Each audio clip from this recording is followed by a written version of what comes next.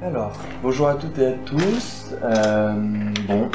On est dans une année assez compliquée. Va falloir qu'on prenne les choses en main. C'est pas bien parti pour nous cette année. Excusez-moi, il fait un peu froid par contre. Le chauffage marche plus trop, donc bon. J'ai pris un petit chauffage personnel. Oui, là, rien ne va plus là. Faut qu'on revoie l'organisation, qu'on revoie les tâches de chacun. Je sens qu'il y a vraiment une grosse démotivation dans l'équipe.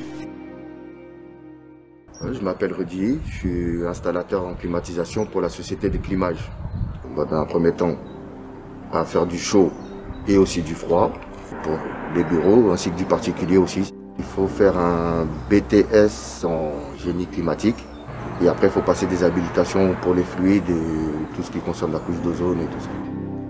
Tout dépend du contrat qu'on a signé. Mais généralement, c'est 39 heures. C'est l'horaire habituel, soit 8 heures, 17 heures, suivant l'entreprise. Je pense qu'en début de carrière, on est pas loin de 1700 et 1800. Après, ça peut monter. Ça peut monter, tout dépend des échelons. Ça peut monter assez haut quand même. Ce que moi j'aime dans mon métier, c'est pas tous les jours pareil. Je travaille pas toujours sur le même site. J'aime bien le changement en fait. Et après, le métier manuel, c'est un truc qui me plaît déjà. À la base, j'étais plombier. J'ai voulu apprendre un peu la climatisation, donc je suis parti dans une société. J'ai appris sur le tas. Au fur et à mesure, j'ai passé les habilitations pour pouvoir être confirmé en tant que frigoriste.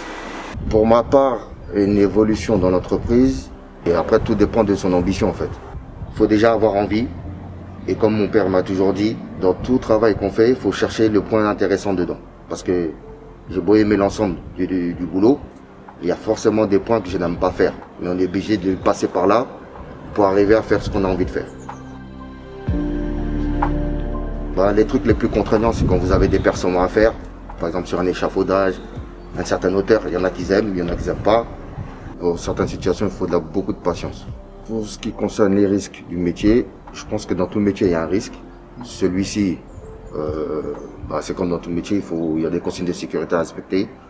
Donc notamment, il faut avoir des chaussures de sécurité, des gants, des protections, quand on coupe à la disqueuse, des trucs comme ça.